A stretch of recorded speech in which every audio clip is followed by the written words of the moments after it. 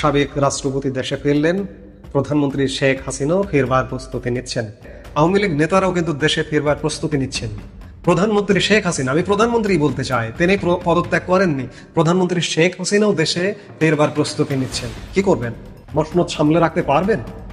এক মাসের মধ্যেই দেশে ফিরবেন শেখ হাসিনা। দক্ষিণ পূর্ব এশিয়া অঞ্চলের আঞ্চলিক পরিচালক সাইমা ওয়াজেদকে বলতে শোনা যায়, এক মাসের মধ্যে আমার মা বাংলাদেশে আপনাদের মাঝে ফিরে আসবে। আগামী এক মাসের মধ্যে শেখ হাসিনা দেশে আসতেছেন। দেশে এসে শেখ হাসিনা ক্ষমতাচ্যুত করার পিছনে মাস্টার মাইন্ডের তিনি সাজা দেবেন, বিচার করবেন। আর শেখ হাসিনা কি শুধু একজন নারী বা শুধু একটা রাজনৈতিক দলের একজন সভানেত্রী? শেখ হাসিনা বাংলাদেশের সাবেক প্রধানমন্ত্রী, একবারের না একাধিকবারের। সম্মানিত দর্শক মন্ডলী, চলমান রাজনৈতিক অঙ্গনের আপডেট নিউজ নিয়ে আজ আপনাদের সামনে আমি এমন কিছু নিত্য নতুন ভিডিও চিত্র তুলে ধরার চেষ্টা করব যা দেখলে আপনি রীতিমতো অবাক হয়ে যাবেন। তাই আজকের এই ভিডিওটি সব মিলিয়ে অত্যন্ত গুরুত্বপূর্ণ হতে যাচ্ছে। এক সেকেন্ড না টেনে ধৈর্য সহকারে পুরো ভিডিওটি দেখার জন্য আহ্বান করছি। আর একটি ছোট্ট রিকোয়েস্ট করছি, তা হলো যদি আপনি আমাদের এই চ্যানেল নতুন দর্শক হয়ে থাকেন, অবশ্যই আমাদের এই চ্যানেলটি সাবস্ক্রাইব করে একটি লাইক দিয়ে পাশে থাকা বেল বাটনটি অন করে দিবেন। তাই আর কথা নয়, চলুন সরাসরি আমরা ভিডিওতে চলে যাই। সাবেক রাষ্ট্রপতি দেশে ফিরলেন, প্রধানমন্ত্রী শেখ হাসিনাও ফেরবার প্রস্তুতি নিচ্ছেন। সাবেক রাষ্ট্রপতি আব্দুল হামিদ গত 8 মে তিনি গুরুতর অসুস্থ হয়ে চিকিৎসার জন্য গিয়েছিলেন। রাষ্ট্রপতি আব্দুল হামিদ দেশে ফিরে এসেছেন। এখন সরকার কি করবে? সে সময় তিনি যখন চিকিৎসার জন্য বিদেশে গেলেন, তখন বেশ তো নাটক হলো।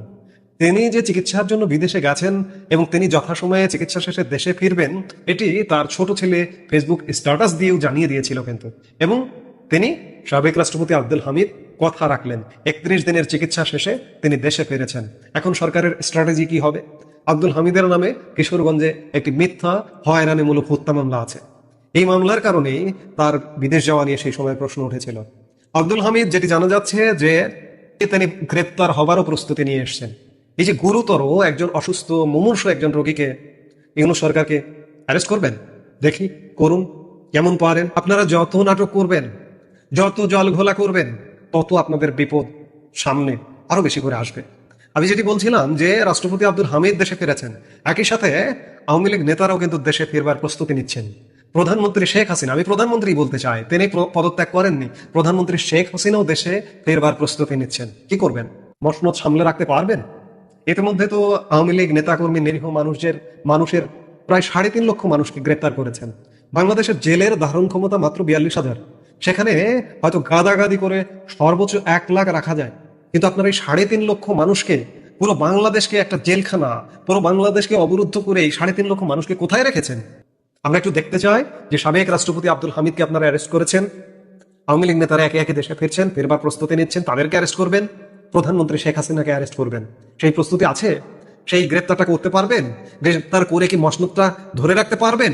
আপনারা যে স্বপ্ন দেখছেন, ডক্টর মোহাম্মদ ইউনূস স্বপ্ন দেখছেন, যার কারণে আমরা বিভিন্ন জায়গায় এত ব্যর্থতার ফলেও শুনতে পাই ভাড়া করা লোক দিয়ে যে 5 বছর 5 বছর 5 বছর।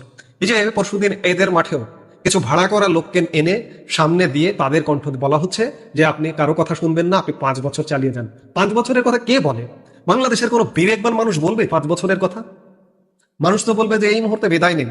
মানুষ বলছে এই মুহূর্তে বিদায় নিন, কান পেতে শুনুন, শুনতে পাবেন। কিন্তু আপনাদের এখন কান নেই, আপনাদের চোখ নেই। ডক্টর মোহাম্মদ ইউনূস এবং ইউনূসের সরকারে যারা আছেন তাদেরও কান নেই, তাদেরও চোখ নেই। কাজেই সাবেক রাষ্ট্রপতি এলো, আওয়ামী লীগ নেতারা আসছে, প্রধানমন্ত্রী শেখ হাসিনা আসবেন। আপনাদের স্ট্র্যাটেজিটা কি হবে? আপনারা প্রস্তুতি নিন। আপনাদের কি এই প্রস্তুতি আছে যে এতগুলো নেতাকর্মীকে 3.5 লক্ষ গ্রেপ্তার করেছেন, আরো নেতাকর্মীকে গ্রেপ্তার করবার মতো অবস্থা আছে? সাবেক রাষ্ট্রপতি আব্দুল হামিদকে কি অ্যারেস্ট করতে পারবেন? প্রধানমন্ত্রী শেখ হাসিনা দেশে ফিরছেন, তাকে কি অ্যারেস্ট করতে পারবেন? এই অবস্থায় ভাববার তেমন কোনো কারণ নেই যে ডক্টর ইউনূস টিউলিপ সিদ্দিকের লেখা এই চিঠিতে সাড়া দিয়ে তাকে সাক্ষাৎ দেবেন এই যুক্তরাজ্য সফরের সময়। তবে টিউলিপ সিদ্দিক যেহেতু কোনো সাড়া পাচ্ছেন না দুর্নীতি দমন কমিশনের সঙ্গে যোগাযোগ করে, কিংবা তার আইনজীবীরা পাচ্ছেন না, কাজেই সেদিক থেকে এই চিঠিটিকে প্রকাশ্য করে দিয়ে তিনিও একটা বড় ধরনের প্রশ্নের জন্ম দিলেন এই তদন্তের স্বচ্ছতা নিয়ে। টিউলিপ সিদ্দিক সরাসরি তো বলছেনই এটা ফ্যান্টাসি ইনভেস্টিগেশন, একটা কাল্পনিক তদন্ত। অন্যদিকে ডক্টর মোহাম্মদ ইউনূসকে লেখা চিঠিতে টিউলিপ সিদ্দিক একথাও বলেছেন যে এই অভিযোগ সম্পূর্ণত রাজনৈতিক উদ্দেশ্য প্রণোদিত। তার খালার বিরুদ্ধে তার খালার রাজনৈতিক প্রতিপক্ষ ববি হাজ্জাজ এই অভিযোগ এনেছেন যে তারা অবকাঠামো খাতে $5 বিলিয়ন মতো আত্মসাৎ করেছেন।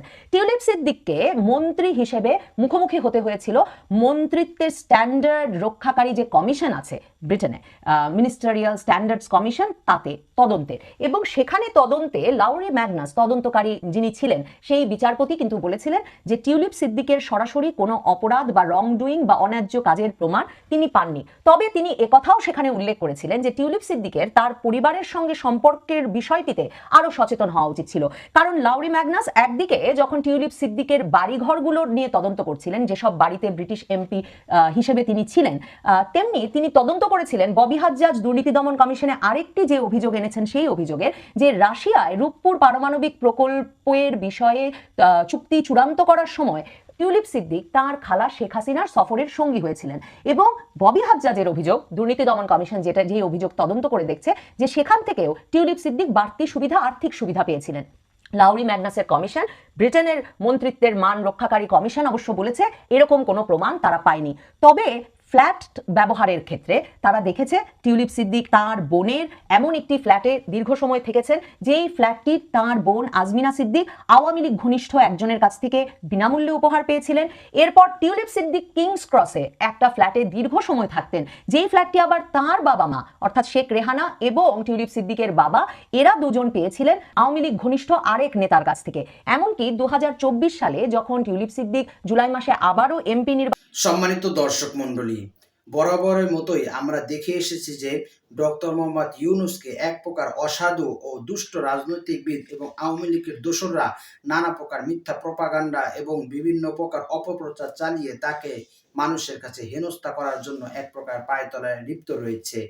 এবং তারা রাষ্ট্রপতি শাহাবুদ্দিন চুপ্পুকে পদত্যাগের কথা বলে এবং খালেদা জিয়াকে সেই রাষ্ট্রপতির স্থানে বসিয়ে তারা এক প্রকার কি বোঝাতে চাচ্ছে, তারা বিভিন্ন প্রকার মিথ্যা প্রপাগান্ডা চালিয়ে তারা মূলত নিজেদের দলকে সুসংহত করতে চাচ্ছে।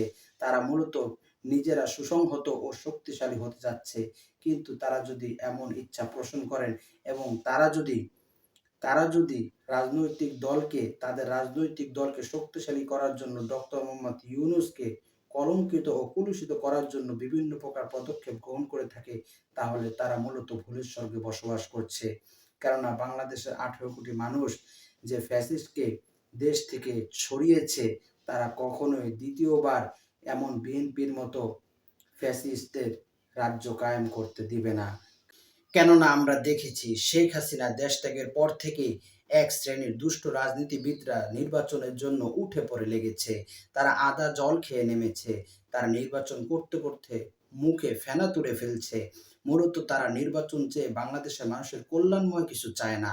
তারা চায় ক্ষমতা গ্রহণের মাধ্যমে 16 বছরে তারা যে রোজা রেখেছিল সেটা ইফতারি করতে, আর সেই ইফতারি তারা করতে চাচ্ছে বাংলাদেশের 18 কোটি মানুষের সর্বস্ব লুটেপুটে খেয়ে প্রশান্ত হওয়ার জন্য।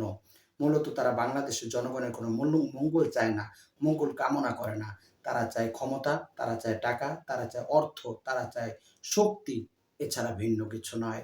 সম্মানিত দর্শক মণ্ডলী, তাদেরকে আপনি নির্বাচনে অংশগ্রহণ করে তাদের কি ক্ষমতার আসনে আপনি দেখতে চান? এ বিষয়ে আপনার কি মতামত? অবশ্যই আপনার সে মূল্যবান মতটি আমাদের কমেন্টস বক্সে জানাবেন। আর আজকের এই ভিডিওটি যদি আপনার ভালো লেগে থাকে অবশ্যই ভিডিওটি একটি লাইক দিয়ে শেয়ার করে দিবেন।